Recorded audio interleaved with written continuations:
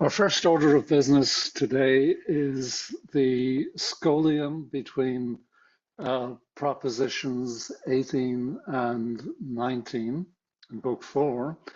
This is where Spinoza first sketches his understanding of the relation between reason and emotion. It's worth paying very close attention to because his picture is very, very different from the traditional one in moral philosophy, which I suppose goes back to Plato. Uh, Plato saw reason and emotion as two horses pulling a chariot in different directions. And the job of the charioteer was to try to get them to work together with each other.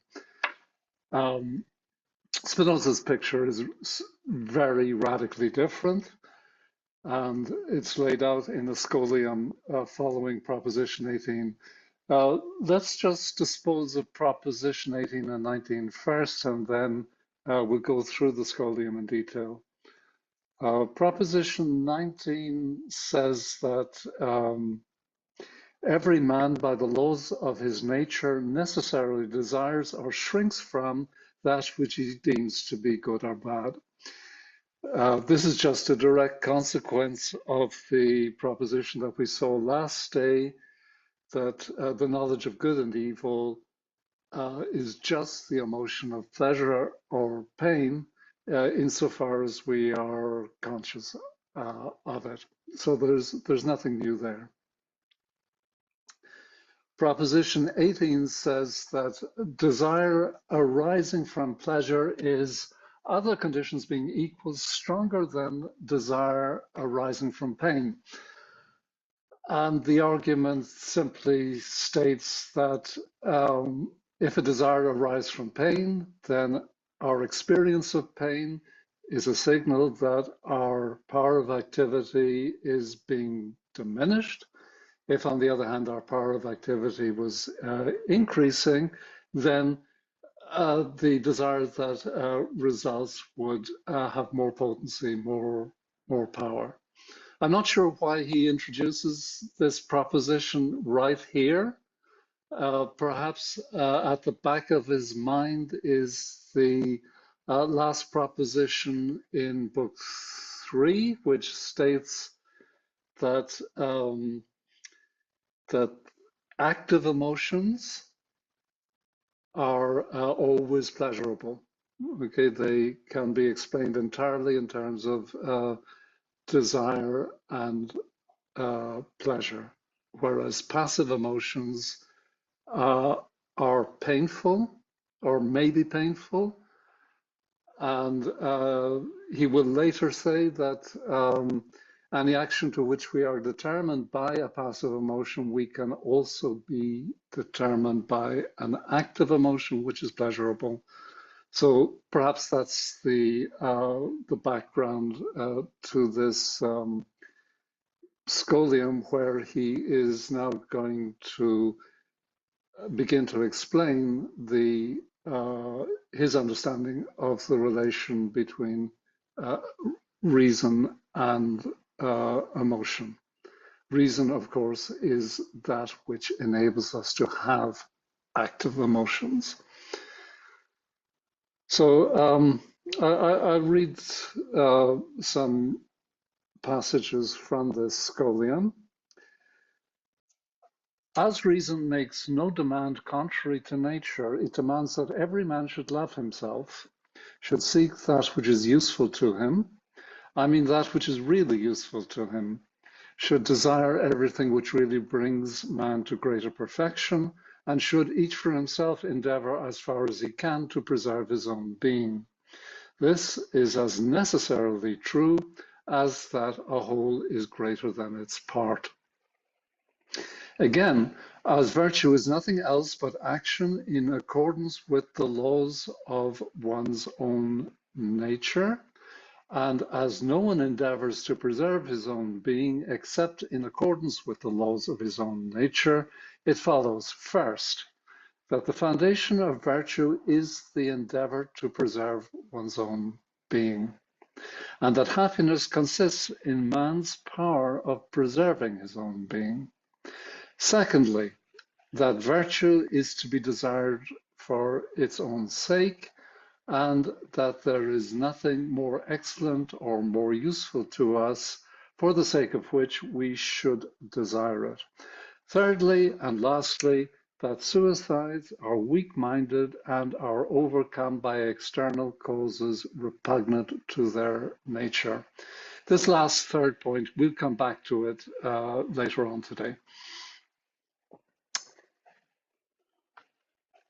He is, of course, well aware that this egoistic doctrine of the idea that you can found ethics on self-interest is going to provoke a question about how are we to conduct ourselves vis-a-vis other people.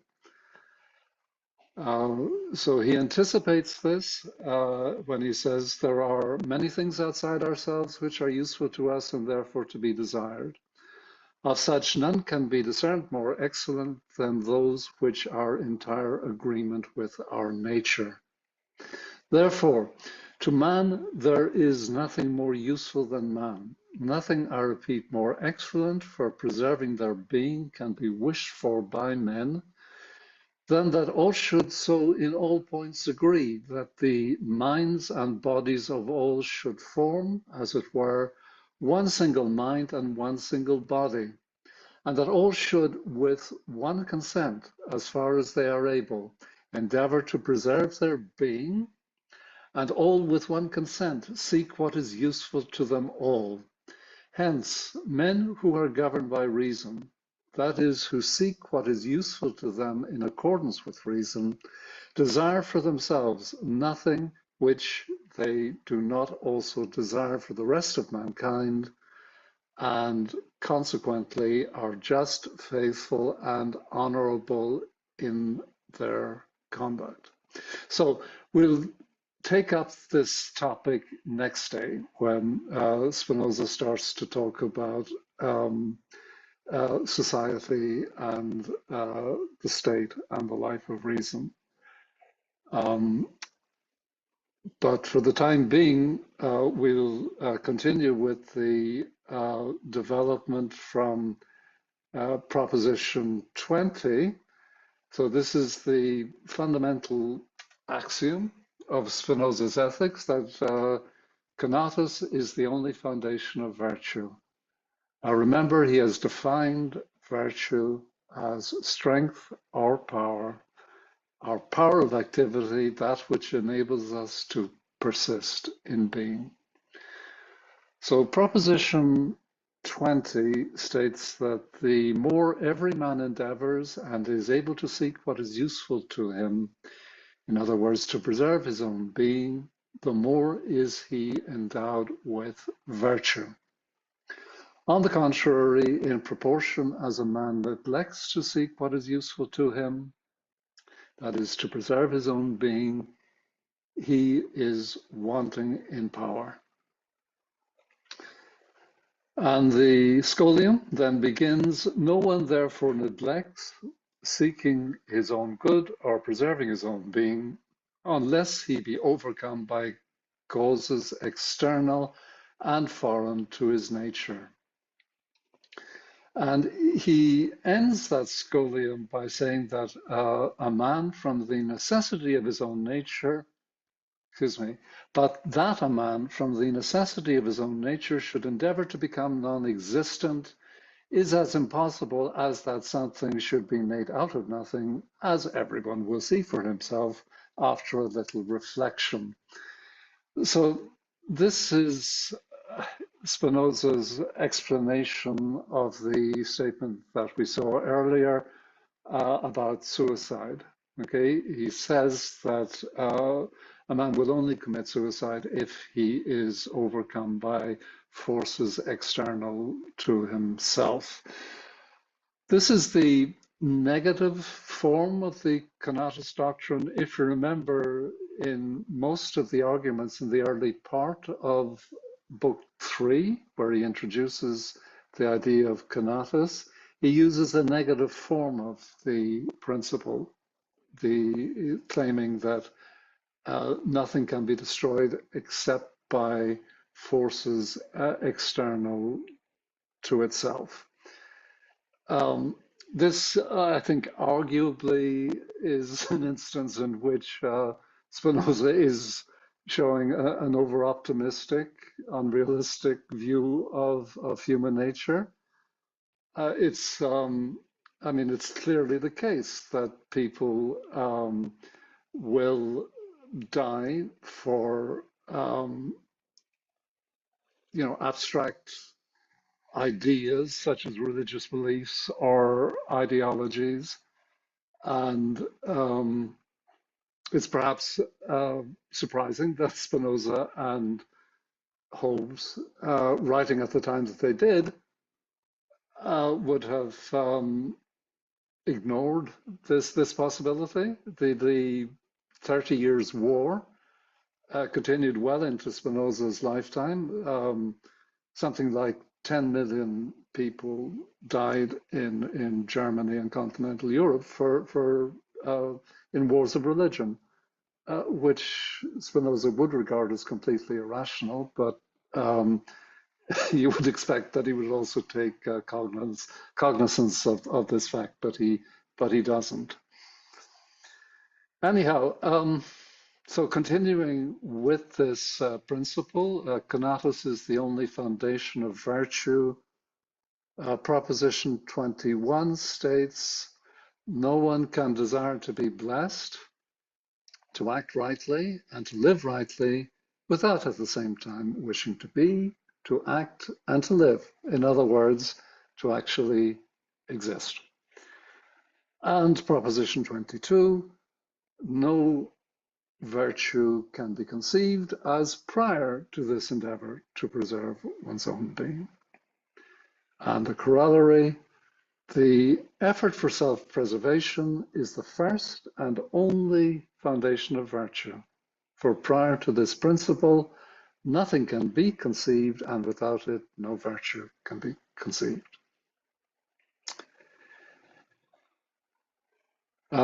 Moving on, he now has a sequence of 3 or 4 propositions from 23 to 28 about the power of the understanding. This, I would urge you to pay very close attention to this because, in a sense, this is all that Spinoza is going to talk about in the remainder of the ethics.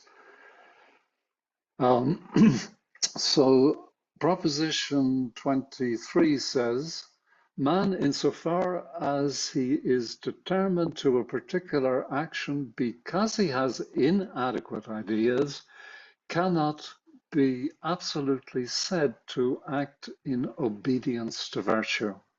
He can only be so described insofar as he is determined for the action because he understands.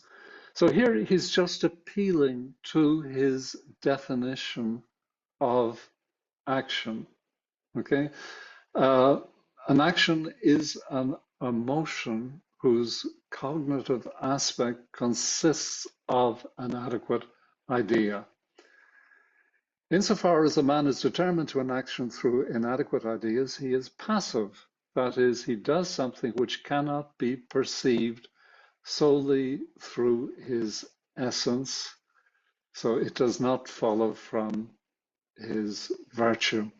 So this proposition, it makes perfect sense within the confines of Spinoza's system, the way that he has defined his terms, virtue and action and passivity.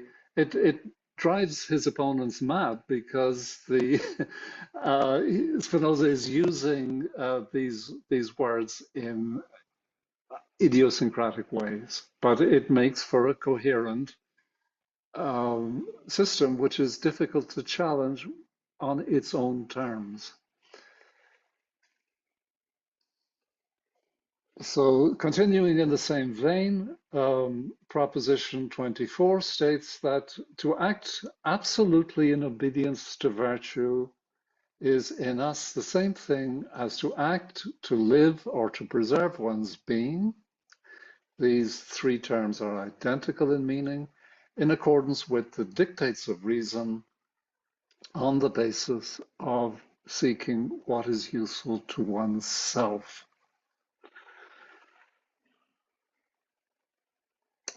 And the proof is just a rehashing of his terms. We only act insofar as we understand. Therefore, to act in obedience to virtue is in us nothing else but to act, to live, or to preserve one's being in obedience to reason. Quite easily done. Proposition 25, no one wishes to preserve his being for the sake of anything else. And the proof is the endeavor wherewith everything endeavors to persist in its being is defined solely by the essence of the thing itself. From this alone, and not from the essence of anything else, it necessarily follows that everyone endeavors to preserve his being. Okay, we're beginning to get the picture. Proposition 26. Whatsoever we endeavor in obedience to reason is nothing further than to understand. Neither does the mind, insofar as it makes use of reason, judge anything to be useful to it, save such things as are conducive to understanding. So, the question now of how far you are going to follow Spinoza down the rabbit hole really depends on the degree to which you assent to this proposition and to the following two propositions, 27 and 28. Remember that the full title of Book 5 is On the Power of the Understanding, or of Human Freedom. The only justification that he offers really in the proof is an appeal to the second scholium to Proposition 40, where he lays out the three kinds of knowledge. We saw this in the introductory video in the playlist for Book 4. These three types of knowledge are spelled out.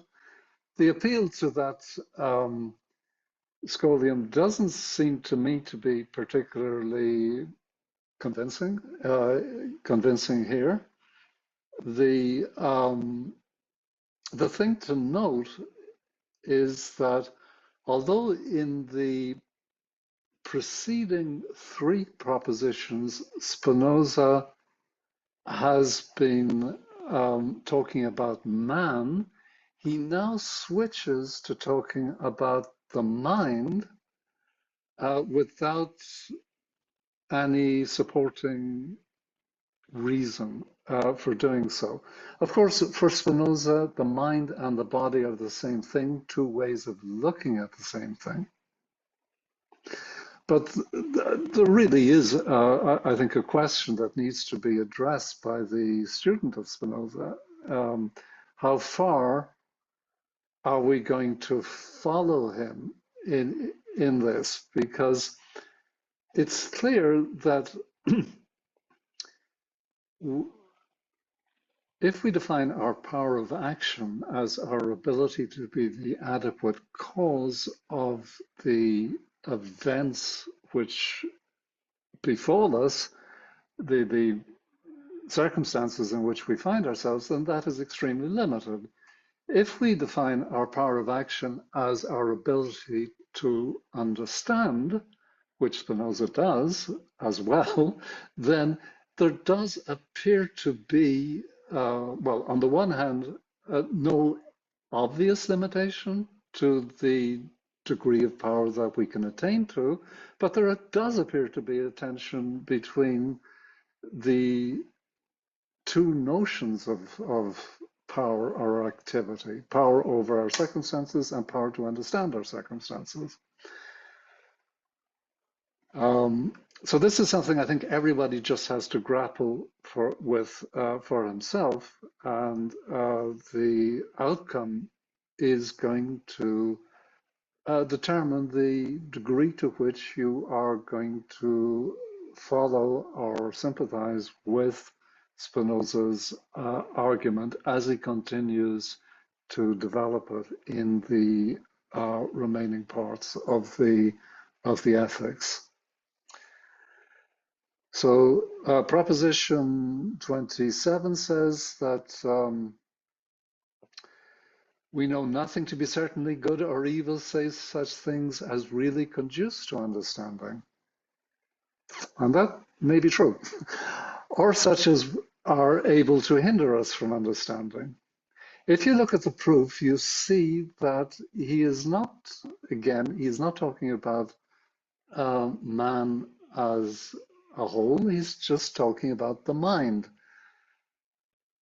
The mind, insofar as it reasons, desires nothing beyond understanding, and judges nothing to be useful to itself, save such things as conduce to understanding, by the proposition we've just seen.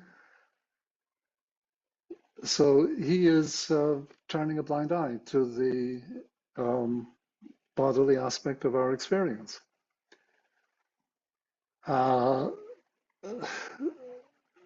The concluding proposition says that the mind's highest good is the knowledge of God, and the mind's highest virtue is to know God. So here God makes an appearance for the first time since the end of Book 2. Spinoza is now going to close the loop and ground his teaching about the understanding in the metaphysics of Book 1. Remember that the basic picture is Spinoza's substance monism, that there is only one substance, God or nature, that individual things are modes of substance which can neither be nor be conceived without the being or the conception of substance. The mind's absolute virtue is therefore to understand. Okay, now, as we have already shown, the highest that the mind can understand is God or nature. Therefore, the highest virtue of the mind is to understand or to know God. So we see the the ultimate direction of travel here for Spinoza, leading towards the intellectual love of God. But the question that I would urge you to think about before proceeding any further is whether you are going to accept propositions 26 and 27.